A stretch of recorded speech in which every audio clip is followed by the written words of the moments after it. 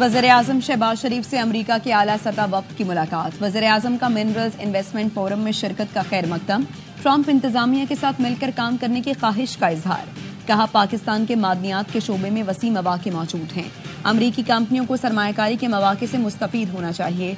मुलाकात में दो तरफा तिजारत, सरमायाकारी और दहशतगर्दी के खात्मे के लिए ताउन बढ़ाने पर जोर दिया गया। अमरीकी महकमा खारजा के सीनियर अहदेदार एरिक मायर ने वज़ीर दाखिला मोहसिन नकवी से भी मुलाकात की। मोहसिन नकवी ने कहा, दहशतगर्दी सिर्फ पाकिस्तान की जंग नहीं, उससे निमटने के लिए आलमी बरादरी को ताउन करना होगा।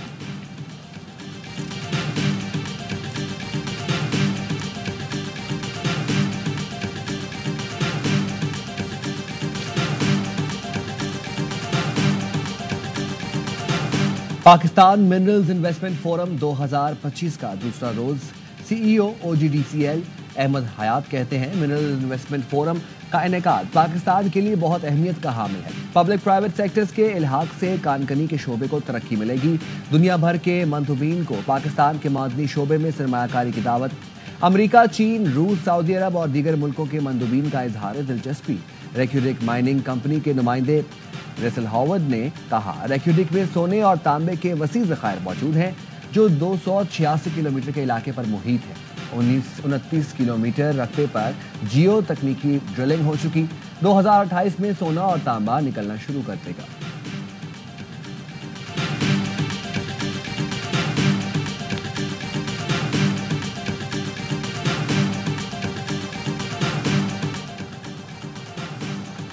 Mafia mines and minerals act में मुजव्वजा तरामीम के खिलाफ सरगर्म है। वज़ीर आला KP माइंस एंड मिनरल्स के शोबे को माफिया के चुंगल से आजाद कराना चाहते हैं। मुशीर इत्तलात KP बैरिस्टर सैफ कहते हैं, माफिया वज़ीर आला के इस्लाहाती एजेंडे को सबूताश करने की नाकाम कोशिश कर रहा है। ये माफिया मुजव्वजा तरामीम के खिलाफ प्रोपेगेंडा करके मजमूम मकासद हासिल करना चाहता है। वज़ीर आला का वाज़ेह मौक़िफ़ है, किसी शोबे में माफिया के सामने घुटने नहीं टेकेंगे। मुजव्वजा तरामीम का मकसद माइंस एंड मिनरल्स के शोबे को मजबूत, मजीद मुनाफा बख्श बनाना है। वफाकी हुकूमत को तस्लीम ही नहीं करते तो सूबाई इख्तियारात कैसे दे सकते हैं।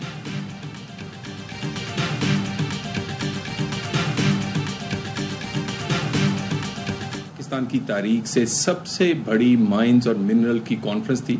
उस मौके पर PTI का ये रवैया, वफाक दुश्मनी, सूबाई खुद मुख्तारी के नाम पर पाकिस्तान दुश्मनी फिर इन्होंने की है। हर मौका ढूंढती है कि उसको रियासत को किसी तरह ब्लैकमेल किया जाए। पाकिस्तान की मईशत बेहतर होने लगती है तो इंतशारी टोला सरगर्म हो जाता है। रियासत को ब्लैकमेल करने का कोई मौका जाने नहीं देता। वज़ीर मुमलिकत बराए दाखिला तलाल चौधरी कहते हैं, पाकिस्तान की तारीख में सबसे बड़ी माइंस एंड मिनरल्स की तकरीब हुई। इस फोरम के तहत सूबों को ज्यादा हिस्सा मिलेगा। आपने कहा था कुदरती वसाइल इस्तेमाल करेंगे, पहाड़ों से चीजें निकालकर खैबर पख्तूनख्वा को बदल देंगे। खुद आपने 13 साल में कुछ किया नहीं, दूसरों को भी करने नहीं देते। आप तो विफाक के ग्रांट पर पल रहे हैं।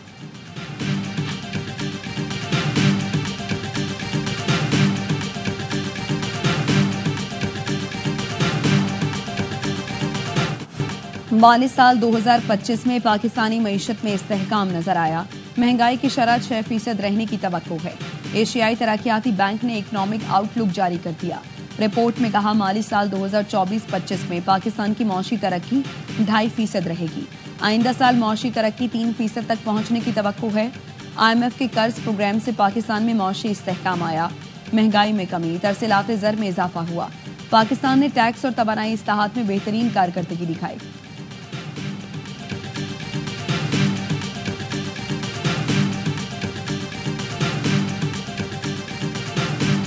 ने कल इंस्ट्रक्शन दी कि जो मिलने मिलाने का मसला है इसको आप सुप्रीम कोर्ट लेके जाएं। मेरे जो राइट्स हैं, मेरी जो वायलेशन हो रही है, अखलाक वर्जी हो रही है मेरे हकूक़ की और मेरी अहलिया के वाइफ के हकूक़ की, वो आप सुप्रीम कोर्ट में डायरेक्ट लेके जाएं क्योंकि हाई कोर्ट के ऑर्डर्स इंप्लीमेंट नहीं हो रहे। बानी PTI ने कहा था, कौमी मुफाद में कोई बात करना चाहता है तो तैयार हो, उनसे मुलाकात का हर एक को हक है।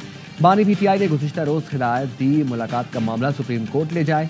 बैरिस्टर अली जफर कहते हैं, बानी PTI से मुलाकात से मुतालिक सलमान अकरम राजा के कमेंट से नया तनाज़ा खड़ा हुआ। हमने कभी ऐसा नहीं किया कि ये अडियाला जेल जाएगा और वो नहीं जाएगा। बानी PTI की ऐसी आदत नहीं कि वो किसी से मिलने से इनकार करें।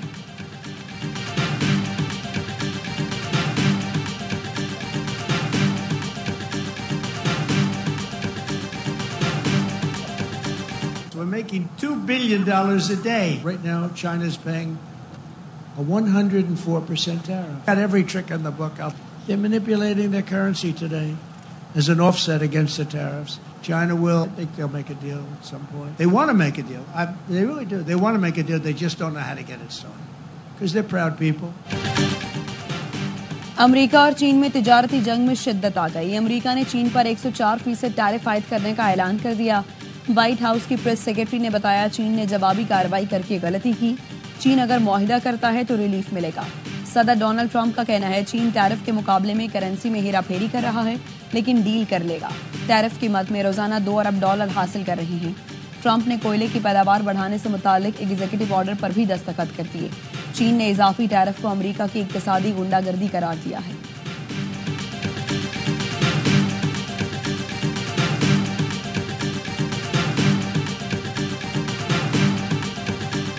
एशियाई स्टॉक मार्केट शदीद मंदी की लपेट में। जापान के निकाई इंडेक्स में 4.3% कमी। हांगकांग का हैंगसेंग 2.8%, जनूबी कोरिया का कोस्पी इंडेक्स 1.4% और S&P 500 इंडेक्स 1.8% गिर गया। चीन की शंघाई कंपोजिट इंडेक्स में 1.8% की कमी आई। पाकिस्तान स्टॉक मार्केट में भी मनफी रुझान। 100 इंडेक्स में 1459 पॉइंट्स की कमी। इंडेक्स 1,14,073 पॉइंट्स पर आ गया।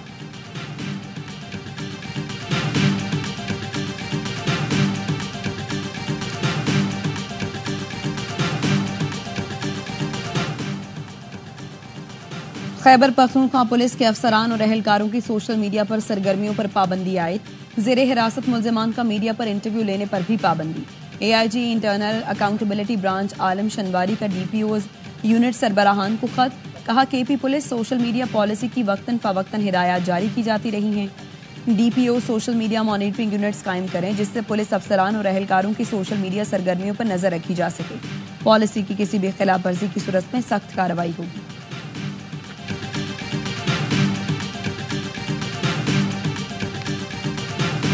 कराची किंग्स ने PSL ट्रॉफी पर नजरें जमा ली। हरीफों से टकराने के लिए कमर कस ली।